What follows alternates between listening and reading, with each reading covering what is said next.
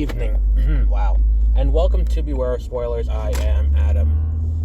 I actually debated whether or not to use the horror theme music here because it's not really a horror movie. I'm talking about M3gan, or M3gan, or Megan. I guess Megan would be the right word. But, yeah, I wouldn't say it's necessarily a horror movie. There are certainly some slasher elements to it, and there are, like, one or two jump scares, but by and large, and I think that my biggest problem with the movie is that, not that it's not horror enough, but that even this little bit of horror that it is too much for what this movie could have potentially been. And what I mean by that is, the majority of the movie is kind of like a cautionary science fiction tale, like one would expect to see in a science fiction short story anthology about, we have this girl who underwent this terrible trauma in the form of her parents dying in a horrific accident she was present for. And she witnessed it. She's there, she sees it, parents die. Horrible, horrible thing. I sound like Trump, just kind of filibustering myself, but that happens, and then she goes to live with her aunt. Her aunt works for a toy company, and the toy prototype she has come up with and she's trying to do is a lifelike doll named Megan that is designed to be a friend. And what kind of unfolds is we get to see what happens to a kid when their socialization is kind of done by screens. And here's the problem, is that this is a great movie for doing that kind of thing. Like, that all works very, very well. And all those elements of it work well, where it's like, the doll isn't doing anything necessarily wrong in those sequences. The doll is just doing what the doll is programmed to do. That's what the doll is there for. The issue comes in when we look at, how Gemma reacts around her, and Gemma doesn't socialize with Katie, I think is the little girl's name in the movie. But because she's not socializing properly, the doll continues to, act out in ways that it really shouldn't, and in homicidal ways. And we're just kind of like, alright, moving along, And I think that the problem is, if we had eliminated all of the horror, and the movie allegedly recently went through reshoots between its acquisition at Sundance, or its premiere at Sundance, and now to make it PG-13, I wonder if there was ever a thought process where it's like, if we cut this down and get rid of the horror entirely, we could have had a better output. I'm not saying the movie's bad, that's the thing too. It's just like, it's kind of trying to do both things, where it's both trying to have the horror elements, and it's trying to have that little, be a little scary. Not super scary, but, just, dipping its toe into the horror, the shallow end of the horror pool, so to speak. In that world, and in this, world it's building, it's it's a really cool idea. And then it's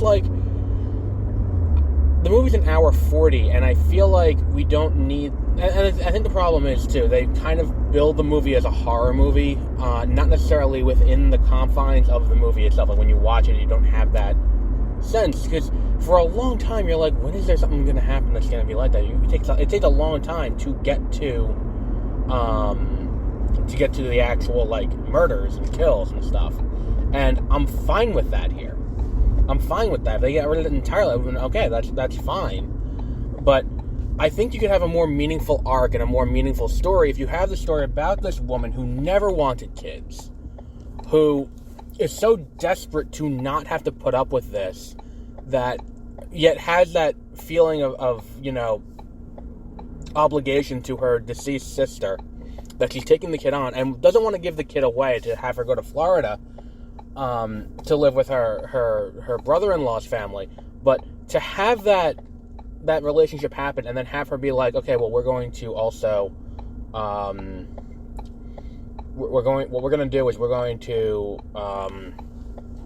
someone who can,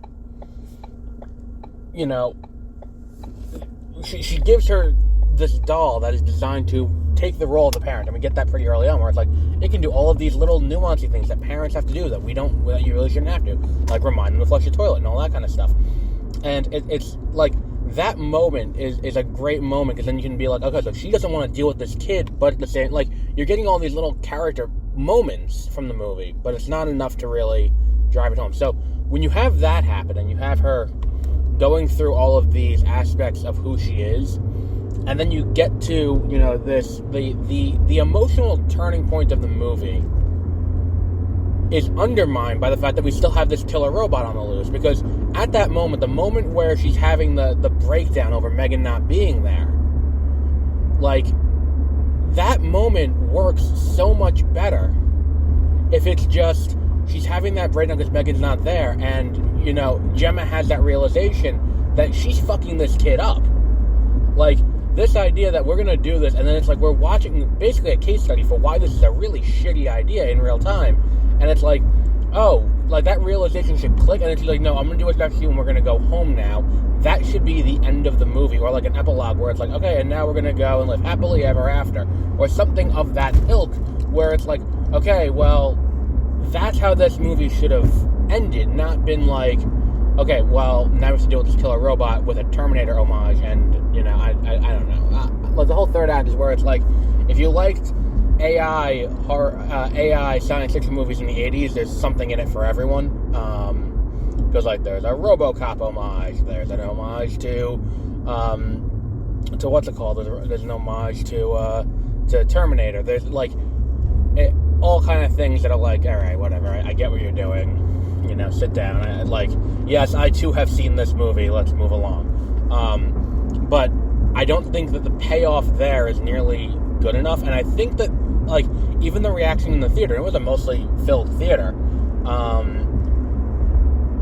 like, was kind of like, not confusion over the third act, because it's pretty straightforward, but just kind of like, all right, and I think the issue is, like, they kind of try to force on you that M3gan's bad throughout the movie. Like, she kills the dog, she kills the neighbor, she kills the boy, but it's like, M3gan is just acting out in terms of her prime directive. Maybe not killing the neighbor. I mean, that's the only one that's like, you know, killing the neighbor, and then the scene in the hallway where she kills the two guys, it's like, it's out of character, because we haven't seen her come up with a reason why she's going to kill those two. Like, it's all about Katie.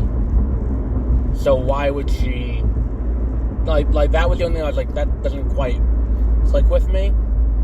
Like, I could have seen that handled a little bit better, and that works a little bit more within the confines of the movie.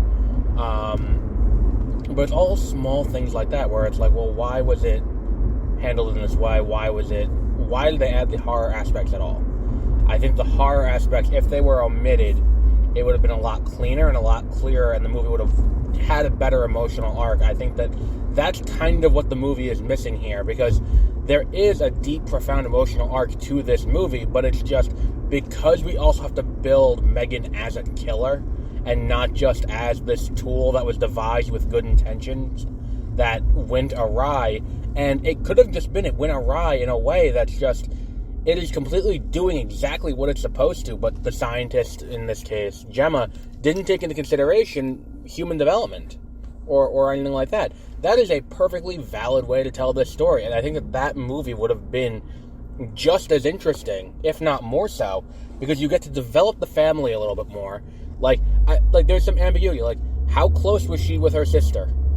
We don't really get that, but it's, like, evidently close enough where it's, like, even though she doesn't want kids, she's willing to take on this child that we don't really know too much about.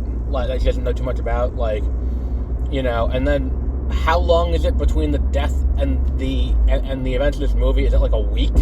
I think it's, like, a week between the parents dying and this movie happening, which, how short a time frame it is very confusing, and it doesn't make it any clear. It doesn't help the movie in any way for it to be on a more compact timeline than it does for it to be on a, you know, stretched out to tell the full story in a way. But look, besides that, I think that this is another one of those movies with good bones, and I say this a lot, where it's like the underlying story is good. And there's definitely an underlying story that's worth watching and has a lot of interesting things that, if executed differently in a different time, in a different place, with different, you know, with a different genre that the movie is trying to exist within, you would have had a better outcome. But I think here it kind of, the fact that it's trying to fit into the horror box, so to speak, is actively hurting the movie. Where it doesn't need to be a horror movie. There's nothing about this movie that screams horror. In fact, everything about the movie screams drama. And I feel like that's kind of where we lose ourselves a little bit. And I feel like there definitely is room for improvement on that front. But yeah, if you want to see like science fiction and doing what science fiction is designed to do, then I would recommend this movie. I would say go and check this movie out, definitely.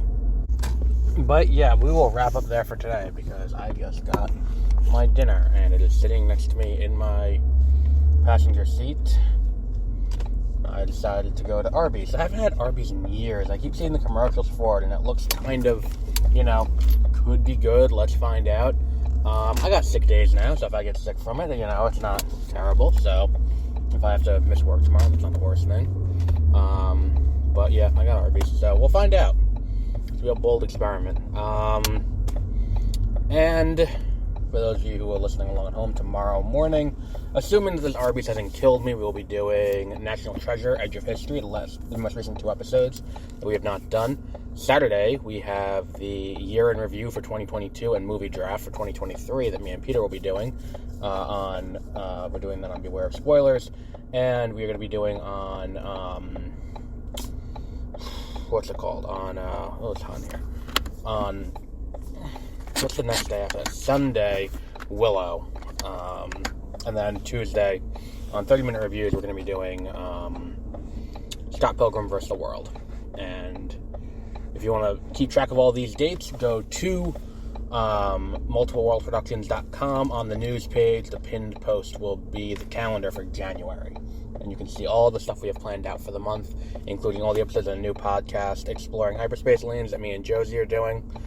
That goes up on Wednesdays. This coming Wednesday's episode 2 about A New Hope. I think we did a pretty solid job on that one. So get ready for that. And if you want to find out more about that new podcast, go to multipleworldproductions.com/EHL, and we'll have the link in the description. So, until then, have a great rest of your week.